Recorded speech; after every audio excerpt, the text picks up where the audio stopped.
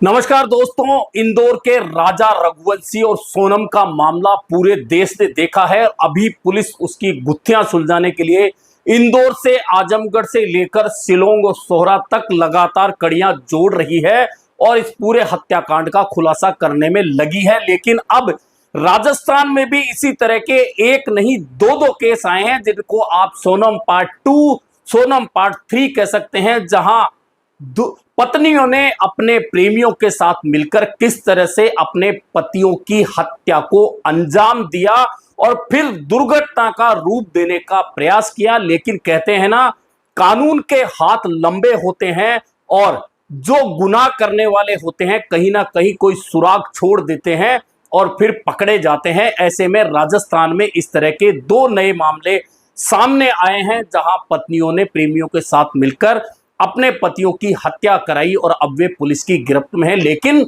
यह घटनाएं समाज को लगातार झकझोर रही हैं कि आखिरकार समाज किस ओर जा रहा है।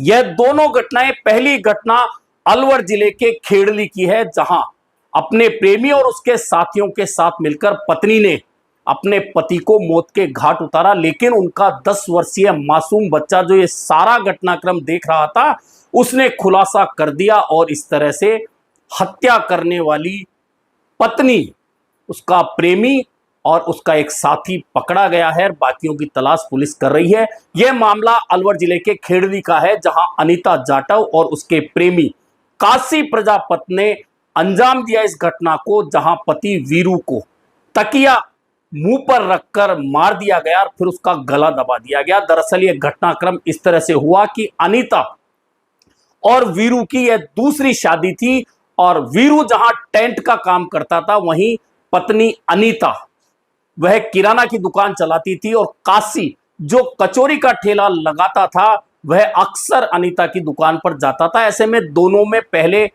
गहरी दोस्ती हुई, फिर रिश्ते बन गए। उसके बाद में जब भी वीरू घर नहीं होता था तो काशी अनीता से मिलने जाता था और उनका 10 साल का बेटा देखता था कि अक्सर काशी उनके घर आता है।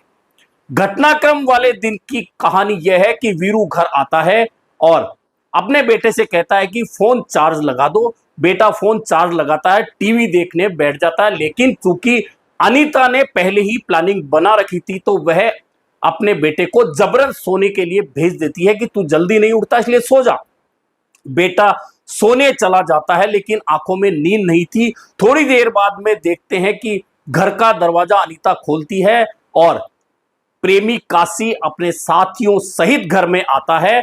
थोड़ी देर बाद जब चारपाई की आवाज आती है तो बेटा देखता है कि उसके पति, जो अनीता के पति और बच्चे के पिता को अनीता ने हाथ पकड़ रखा है, उसके प्रेमी के साथियों ने पैर पकड़ रखे हैं और काशी मुंह पर तकिया रखकर लगातार दबा रहा है। तब बच्चा अपने पिता को बचाने आता है तो उसे गोद में लेकर धमका दिया जाता है और ऐसे में काशी, अनीता और उसके साथी मिलकर वीरू की जान ले लेते हैं।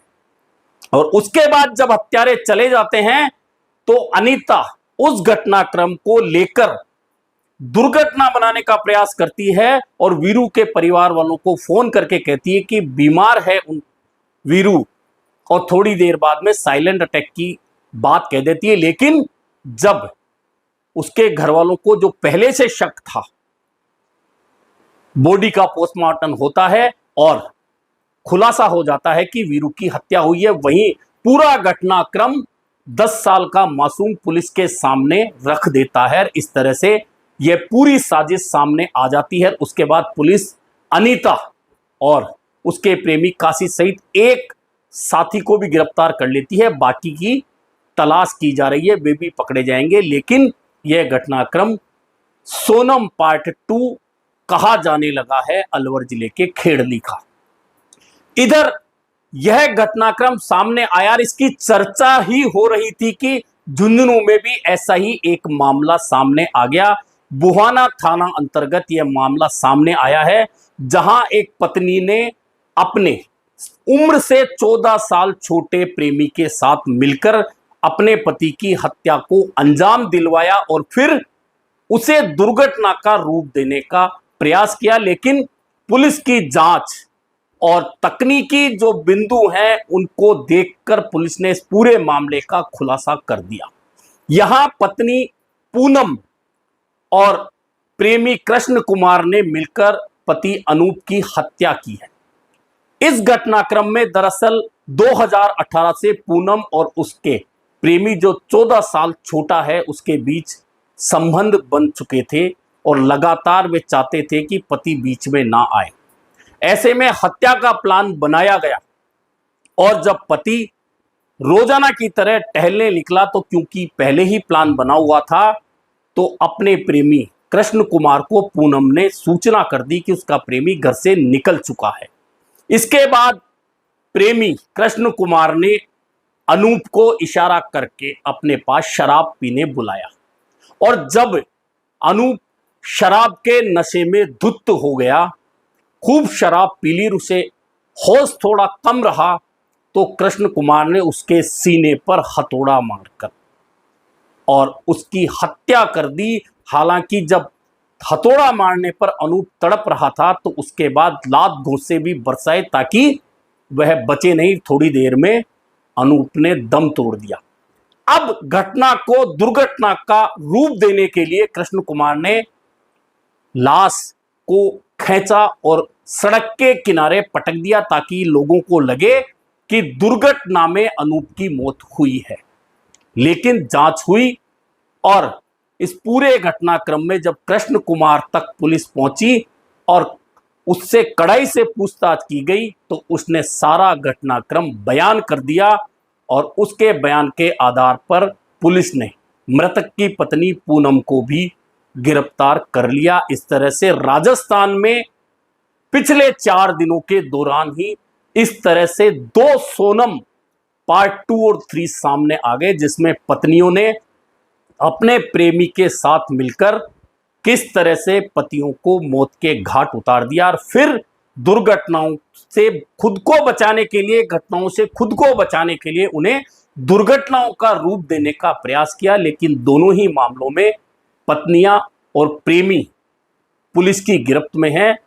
यह कानूनी अब जो कार्रवाई होनी है वह पुलिस करेगी, कानून करेगा। लेकिन इस तरह की लगातार बढ़ रही घटनाओं ने पूरे समाज को झकझोर के रख दिया है कि आखिरकार इस तरह की घटनाओं में निरंतर वृद्धि क्यों हो रही है और समाज का पतन किस तरह से हो रहा है, यह पतन कहां जाकर रुकेगा और क्यों कर इस तरह की घटनाएं लगातार बढ़ रही हैं।